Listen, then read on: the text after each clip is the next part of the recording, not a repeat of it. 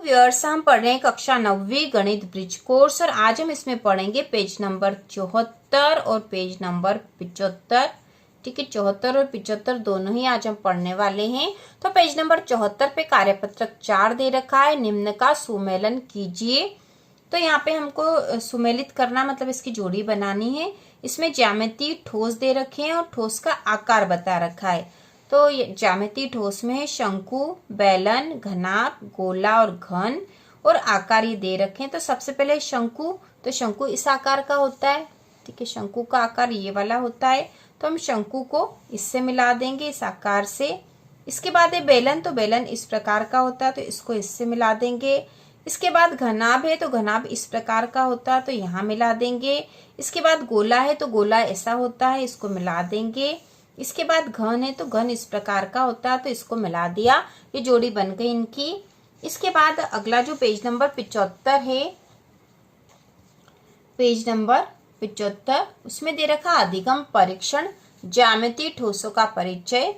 तो इसमें प्रश्न पहला है, घन एक ऐसी ठोस आकृति है जिसमें सभी किनारे बराबर लंबाई के होते हैं। तो यहाँ घन की बात हो रही है। इसके फलक होते हैं, तो घन के कितने फलक होते हैं, तो घन के 6 फलक होते हैं। इसके किनारे होते हैं, तो इसके 12 किनारे होते हैं। इसके शीर्ष होते हैं, तो 8 शीर्ष होते हैं। और इसके सभी फलक होते हैं, तो इसके सभी फलक बराबर होते हैं। घन में सभी फलक बराबर होते हैं। इसके बाद दूसरा है, अपने दैनिक जीवन में उपयोग होने वाली चीजों के दो दो उदाहरण दे।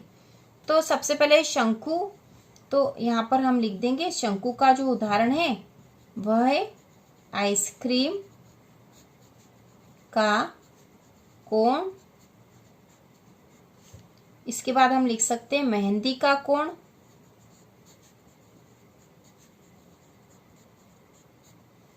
ठीक है, तो शंकु के उदाहरण हो गए हैं।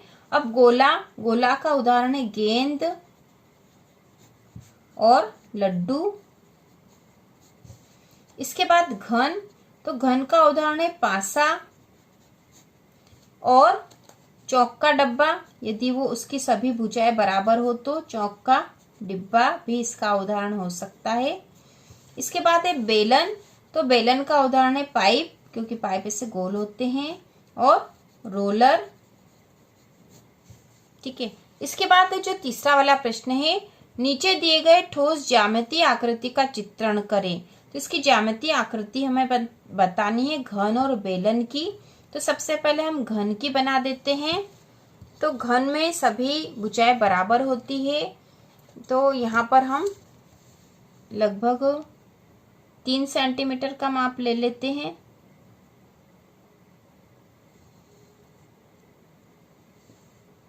तो अब इसको और आगे बना लेंगे हम।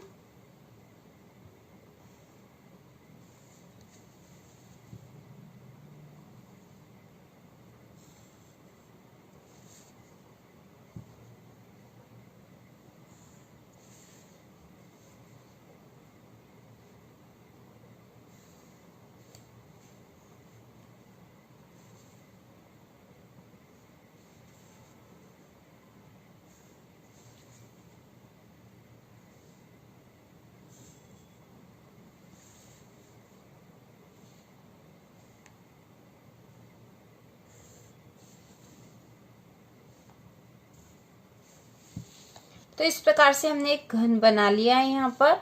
अब अगली जो आकृति है बेलन बनानी है। तो बेलन बनाने के लिए हम 2 बराबर रेखाएं समानांतर रेखाएं खींच लेंगे।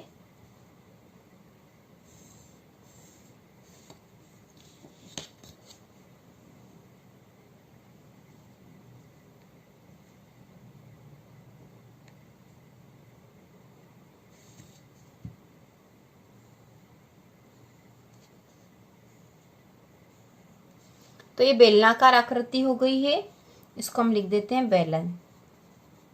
तो इस प्रकार पेज नंबर 75 के भी सारे कार्यपत्रक हो चुके हैं। तो इसी प्रकार के और वीडियो देखने के लिए कक्षा 9वीं की संपूर्ण तैयारी के लिए चैनल को सब्सक्राइब कीजिए।